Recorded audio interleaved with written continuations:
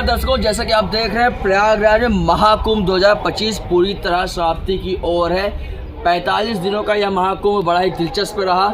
अभी भी महाकुंभ में बड़े बड़े महात्मा, बड़े बड़े संत मौजूद हैं। इस समय हम सेक्टर 19 में है, जहां पे हमारे प्रयागराज से पवन जी महाराज उपस्थित हैं और जो अभी तक शिवरात्रि के पहले से अभी यहाँ पर हैं। आज हम उनसे जानेंगे, शिवरात्रि के विषय में कुछ चर्चा करेंगे और जानेंगे इस 45 दिन के महाकुंभ में क्या रहा। दर्शकों, इस समय हम आ चुके हैं श्री पवन जी महाराज के शिविर में। महाराज जी, आपका बहुत बहुत स्वागत है। जी, जय सीताराम, आपका भी स्वागत। महाराज जी, हमारे दर्शक आपको देख रहे हैं। 45 दिनों का चूंकि बताया गया था कुंभ कि महाकुंभ 45 दिनों का रहेगा, 13 जनवरी शुरू होगा और 26 फरवरी तक रहेगा। इसकी आगे तिथि बढ़ा दी कि क्या ऐसा क्या है कि तिथि बढ़ाई गई है? तिथि बढ़ाने से भी कुछ ऐसा कुछ होता है कि महाकुंभ बढ़ जाएगा? नहीं, महाकुंभ जो रहता है जितना उसकी अवधि उतना ही रहेगा, लेकिन विशेषता यह है कि सबको गंगा स्नान का पुण्य तो प्राप्त हो ही जाएगा, है ना। को कही सकहि प्रयाग प्रभाव, प्रकट सद्य फल देहि प्रभाव। कोई नहीं कह सकता प्रयागराज महाराज कितने फल देने में सामर्थ्यवान है। तो यहाँ पे आके ही स्नान कर लेने से ही विशेष फल की प्राप्ति हो जाती है और कुंभ की अवधि तो पूरी हो ही चुकी है। तो ये 144 साल का बताया गया, इसमें क्या खास था? और कुंभ में ज्योतिषी गणना के अनुसार ये ऐसा दुर्लभ जो समय है, दोबारा तो शायद नहीं आए, तो इसलिए भक्तों का आना जाना बराबर यहाँ पे लगा हुआ है। और रही बात कुंभ का जो 144 साल का लगा है, तो देवता लोग आके सब पे कल्याण करने के लिए जो अमृत वर्षा करते हैं, एकाध बूंद गिराते हैं संगम के तट पर, तो उसमें स्नान करके हमारे सारे पाप तुरंत ही नष्ट हो जाते हैं और हमको भी सुख की अनुभूति होती है। ऐसा विशेष अवसर है। महाराज जी, 144 साल के बारे में बताया गया और आप देख रहे हैं पब्लिक आती रही है और अभी भी आ ही रही है। जनता आपकी भीड़ देखने को मिल रहा है। 26 फरवरी चूँकि शिवरात्रि पड़ रही है, 45 दिन पूरे भी हो जाएंगे। उसके बाद का जो मतलब तिथि होगा या कुछ होगा, तो उसमें अंतर होगा या ये वही निरंतर चलता रहेगा जो 13 तारीख 26 तारीख के साथ बीच में रहा? नहीं, जो विशेषता पहले थी वो तो विशेषता विशेष रही है। अब जो रहेगा, आए गंगा स्नान का जो पुण्य है उसका भी पुण्य इतना है कि कोई भी अगर गाना चाहे, अपने मुख से उसका बखान करना चाहे तो कर ही नहीं सकता है। इतना विशिष्ट है यहाँ का विशेषता। तो जो विशेषता कुंभ की है वो तो पूरी हो जाएगी, लेकिन गंगा स्नान की ही पुण्य की विशेषता कोई नहीं गा सकता। भरत जी आए थे, राम जी के भाई, तो उन्होंने कहा कि हमको धर्म नहीं चाहिए, हमको काम नहीं चाहिए, हम मोक्ष नहीं चाहिए, लेकिन आप प्रसन्न हुए कि हमको भगवान की भक्ति मिल जाए। तो प्रयागराज महाराज ने उनको यही वरदान दिया कि आपकी कामना जरूर पूरी होगी। और सब जानते हैं कि भरत जी को राम जी मिले सहज भाव। महाराज जी, पुण्य और ये क्या नाम से पाप का फल जो होता है, माँ गंगे के गोद में लोग रखते हैं, कभी पुण्य कभी पाप। कैसे होता है ये इसका खेल? देखिए, यहाँ पे आके कदाचित आप 1 रुपया भी खर्चा करें, दान करें, तो उसका आपको करोड़ गुना पुण्य प्राप्त होगा। ऐसी विशेषता माँ गंगा की और इस कुंभ की है। तो 1 रुपया अगर खर्चा कर रहे हैं तो आपको करोड़ रुपए के बराबर लाभ मिल रहा है।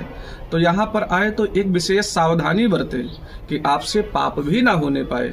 कदाचित अगर 1% भी आपका पाप हो गया तो वो पाप आपके लिए करोड़ों गुना बढ़ जाएगा। इसलिए अगर यहाँ पर आए तो इस चीज़ की सावधानी भी जरूर बरतें, क्योंकि जब 1 रुपया आपका किया हुआ दान आपको करोड़ों का फल सहज में प्रदान कर सकता है, तो वही 1% आपका पाप भी आपको करोड़ों गुना पाप का फल भी प्रदान करेगा।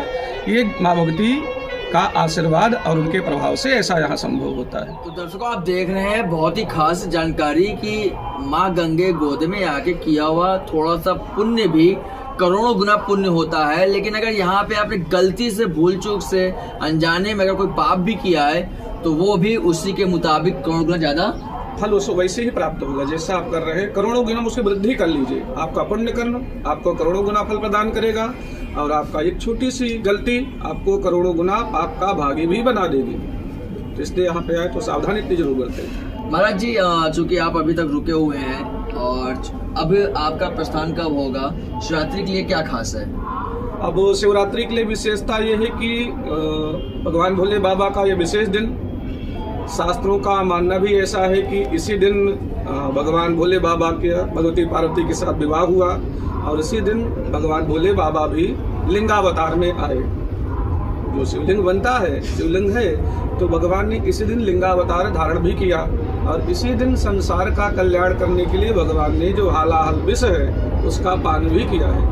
इतनी विशेषता इस शिवरात्रि की है। प्रथम भगवती का विवाह पार्वती जी का भोले बाबा के साथ, द्वितीय भगवान ने समाज का कल्याण करने के लिए हालाहल विष पिया, और तीसरा तो कहते हैं कि भगवती के मिलन का ये दिन भी था। तो ऐसा विशेष है भगवान भोले बाबा की पूजा, विशेष फलदायी। जिस कामना से कोई भी व्यक्ति करता है उसको भगवान भोले बाबा सहज में उसकी कामनाओं की पूरी करते हैं। ऐसा है विशेष महाशिवरात्रि का पर्व है जो आप सबके लिए बड़ा ही विशेष है। आशा करते हैं कि 144 साल में जो ये महाकुंभ पड़ा ये विशेष, इसमें पड़ने वाले तिथि तिथान भी विशेष, तो इस महाशिवरात्रि के बारे में आप क्या कहना चाहेंगे?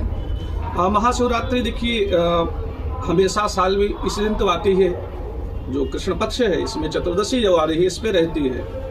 तो महाशिवरात्रि भगवान मानो भोले बाबा भगवती पार्वती के साथ विराजमान रहते हैं, तो अपने भक्तों के कष्टों को दूर करने के लिए भगवान ने ऐसा विशेष मुहूर्त का निर्माण किया है ना।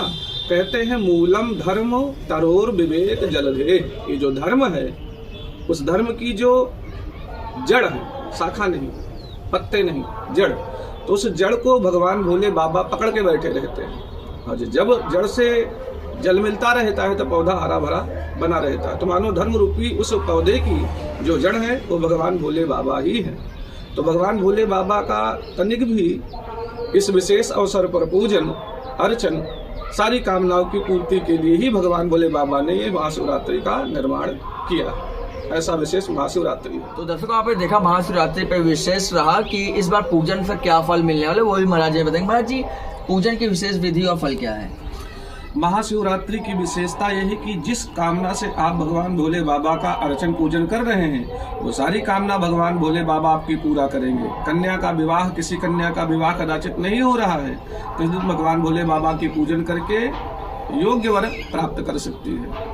और जो भी आपकी अन्य कामना है उस कामनाओं की पूर्ति के लिए भगवान भोले बाबा ने इस विशेष तिथि का निर्माण किया है। भक्त लोग दूध से अभिषेक करते हैं, गंगा जल से करते हैं, गन्ने के रस से करते हैं, इन सब का अपना अपना महत्व है। भगवान भोले बाबा कहते हैं जलधारा शिव प्रिया, जलधारा भगवान भोले बाबा को विशेष प्रिय है। कदाचित मोक्ष की प्राप्ति है तो गंगा जलधारा सर्वोपरि है।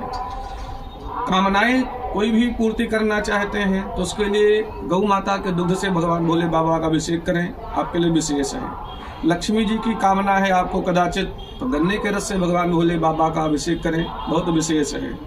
और सारी कामनाओं की पूर्ति के लिए गौ माता का दूध ही विशेष पर्याप्त है। तो जो भी कामना है, कैसी भी कामना है, सारी कामनाओं की पूर्ति भगवान भोले बाबा करते हैं। कहते हैं कि भगवान भोले बाबा संसार का कल्याण करने के लिए ही ये अपना भगवती के साथ महाशिवरात्रि को विराजमान रहते हैं। तो अविरल भगत राम पद हुई। तो भगवान मानो सब कामनाओं की पूर्ति करने के बाद परम परमात्मा का धाम भी प्रदान करने के लिए हमेशा अपने भक्तों का मान बढ़ाने के लिए, प्रदान करने के लिए विराजमान रहते हैं विशेष तिथि पर, पर्व पर। तो आप सभी श्रद्धा भाव से भगवान शिव जी का पूजन करें, आपकी सारी कामनाओं की भगवान भोले बाबा पूर्ति करेंगे, ऐसा शास्त्रों का मत है और हमारा भी। तो दर्शकों आपने देखा प्रयागराज महाकुंभ समाप्ति की ओर है और आज हम थे श्री पवन जी महाराज के शिविर में, जिसमें उन्होंने हमें शिवरात्रि की स्पेशल खास बातें बताई, पुण्य और पाप की भागीदारी बताई, गंगा माँ की गोद में आके क्या करना चाहिए क्या नहीं करना चाहिए। महाकुंभ 2025 में और भी चीजें बची हैं देखने को, बने रहिए हमारे साथ।